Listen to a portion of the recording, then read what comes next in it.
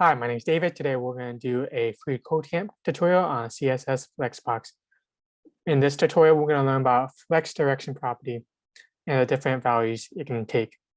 So generally, when we use display flex, we want to think of it as a container, and we want to have other divs inside of it. Sometimes you usually have to create a div to set that div to display flex for that purpose. And we can see in this one, we have a display flex, a box container. We have two boxes. Both of these are 50%. So this one goes first, the blue one goes first, and then the orange one goes second. And then there's a default flex direction of how this order goes.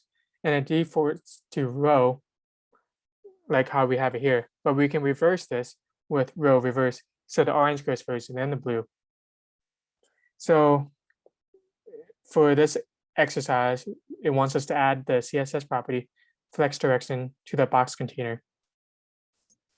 Box container property flex direction : row reverse. And we see that it switches. And that's it for this one. Thank you so much.